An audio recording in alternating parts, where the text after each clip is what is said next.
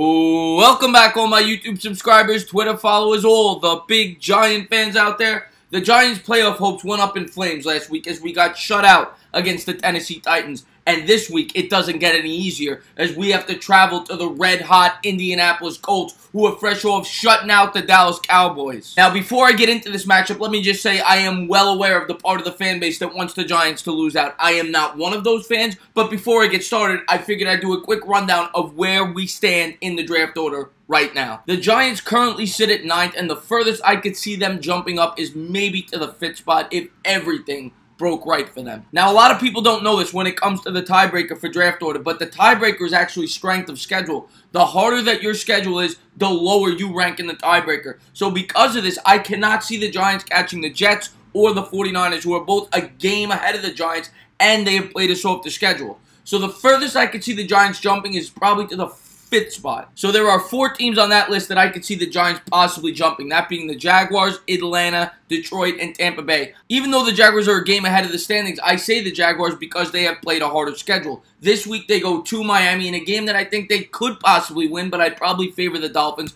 Atlanta goes to Carolina, where Carolina has lost 6 straight and they don't have Cam Newton. Detroit is home against the Vikings, a game I think the Vikings will probably win because they desperately need that game. And Tampa goes to Dallas. So odds are the Giants aren't going to be jumping many spots this week. One, if that. Now, when you think Indianapolis Colts, you traditionally think quarterback. You think Peyton Manning, you think Andrew Luck, as well as you should. Andrew Luck is a monster when he can stay on the field. He's had a lot of injuries troubles, but this year he's been able to stay on the field because they've been able to protect the quarterback. Andrew Luck this year is an MVP candidate. 34 touchdowns, 13 picks, this, that, the other thing, and he spread the ball around. His 2 main targets are going to be Eric Ebron, the tight end, who has had a breakout season. He's got about 700 yards and 12 touchdowns from the tight end spot, and we know as Giants fans how well we cover the tight end. And T.Y. Hilton. T.Y. Hilton's got almost 1,100 yards receiving, and he's having another Pro Bowl season. Now, this matchup, even when the Giants had won 4-5 and I thought they were going to beat the Titans, deep down in my soul, I never thought we were going to win this game because this team, this Indianapolis Colts team, is a different animal. They started 1-5. They've won 7 out of the last 8. During that 1-5 start, they were only averaging 83 yards a game on the ground, and they were forcing Andrew Luck to make way too many throws. Since Mack has returned and they have established the ground game, they have averaged 127 yards on the ground. So the ground game has really helped this team go on that 7-1 stretch over the last 8 games. And a big reason for that, perhaps the biggest reason, has been their ability to establish a running game. The other thing that really stands out to me with this Colts team is their offensive line. Over the course of Luck's career, really, it has been the Achilles heel of this Colts team. But this year, it's the best in the league. They're only giving up 1.1 sacks a game. They've surrendered 16 sacks in their first 14 games. That's outrageous.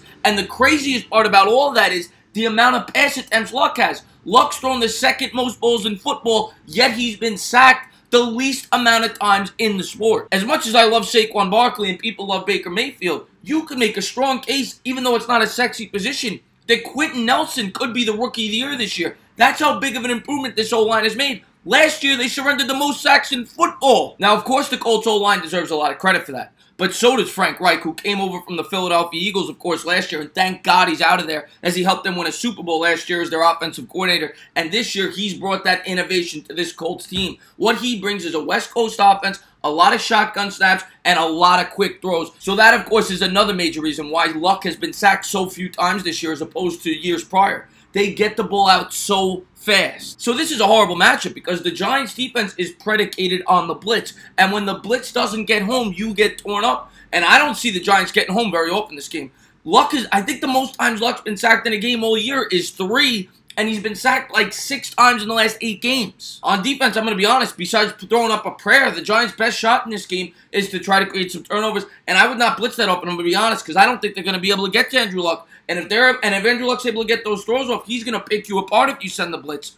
The best chance they have is to play a bend but don't break approach, and you've got to try to stuff Marlon Mack. I don't think they're going to be able to do it. They got torn up last week by Derrick Henry. Why should I think they should be able to stop the Colts this week? But if they want any chance in this game, that is what they have to do. Stuff Mack, bend but don't break, and force Luck to make 50 throws. And this Colts defense has gotten much better over the last 8 games. The first 6, they were surrendering 30 points a game. Over the last 8, they've cut it in half. They're only surrendering 15 points a game, and a big reason for that has been actually the other side of the football. The Colts have been able to run the ball, which has been able to establish the time of possession. Over the first 6 games, they were minus 45 in time of possession, or roughly like 8 minutes a game they were getting beaten in time of possession. Over the last 8, they've won by 15 minutes, so they're winning by about 2 minutes a game. That is a huge difference. So they've been able to take the burden off the defense, and Darius Leonard has been a great rookie for them as well. The Colts really drafted well this year. Leonard on the year at the linebacker spot leads the team in tackles. He has almost 150 total tackles, and he's got 7 sacks from the linebacker spot.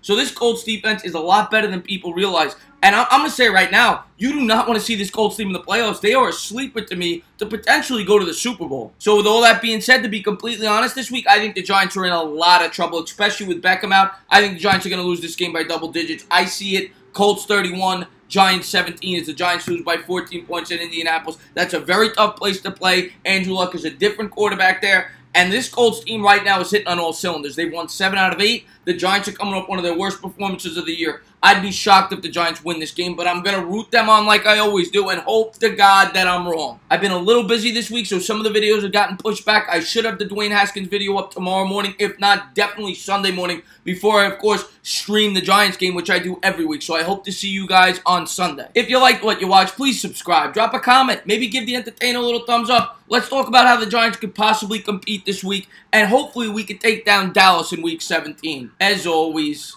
cheers.